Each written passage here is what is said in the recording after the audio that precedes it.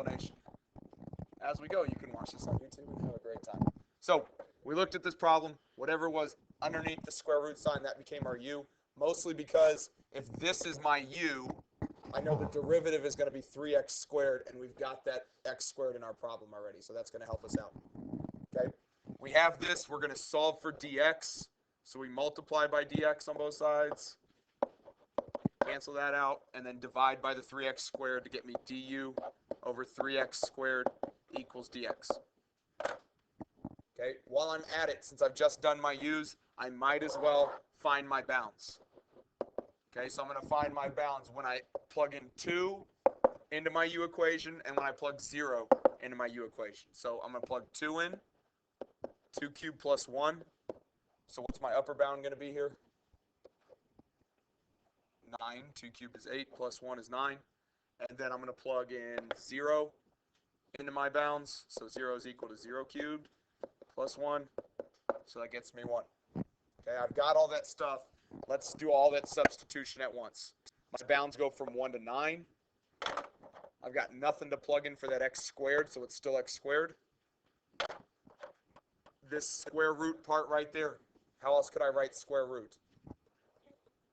U to the 1/2. And instead of dx, I'm going to plug in this thing. Du over 3x squared.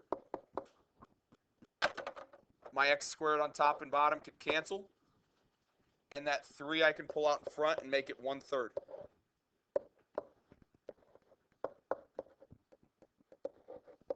I'm left with that. I saw most of us as I walked around. We were something near that. Okay, maybe off a little bit, but I've got that so far. Questions on how I got there? Now we're going to find the antiderivative. So the 1/3 is just hanging out still. It's not doing anything crazy. U to the 1/2 power, what's my new exponent going to be? 3/2, increase it by 1. So it's 3/2. And then I'm going to multiply by the reciprocal of the exponent. I'm dividing by 3/2 or multiplying by 2/3. And I'm going to evaluate that from 1 to 9.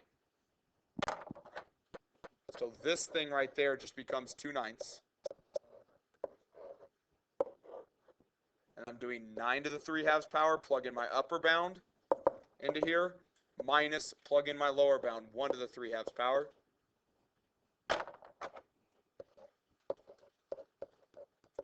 Nine to the 3/2 power. You need to be able to think about that and do it almost immediately.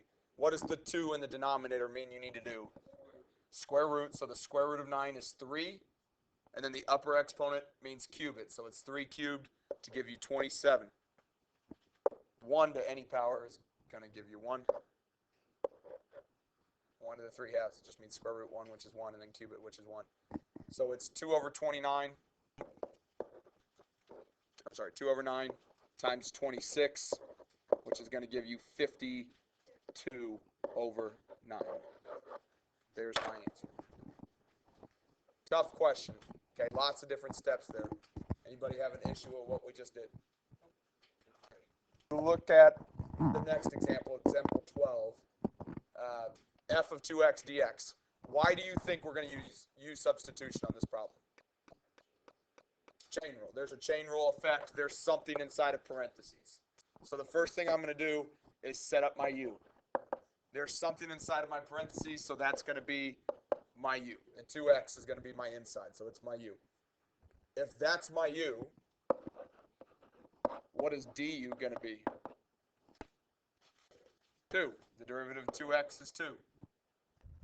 Just like always, I'm going to get dx by itself. So when I flip-flop those two, it's going to be du over 2 equals dx. Good there? Okay, we'll do the upper bounds here. If you're good at math, please just do this in your head and not show it. It's fine. My upper bound, I'm going to plug in 3 into my equation. So what's my upper bound going to be? It's 2 times 3 to get me 6. And then my lower bound is going to be 2 times 0, because I'm plugging 0 into that equation to get me 0. So I'm going to rewrite my equation. I'm going from 0 to 6 of f of u.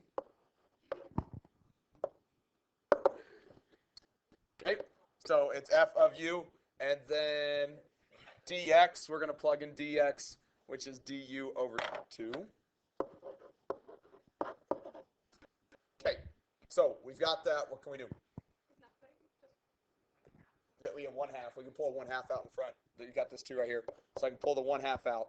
Then I'm taking the antiderivative. What's the antiderivative of f of u? Capital F. Yeah, we're going the other way. F prime would be the derivative.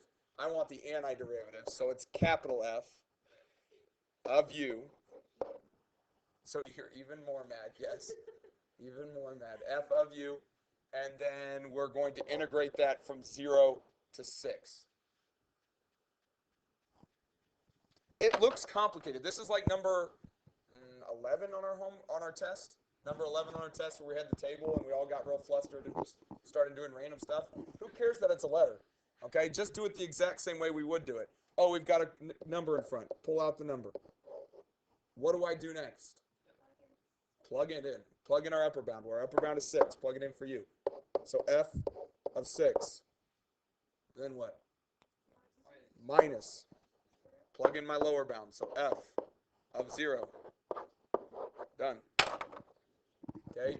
Don't let that be disturbing to us. We see the just letters instead of numbers and equations and we get nervous. That's a way easier problem than it should be.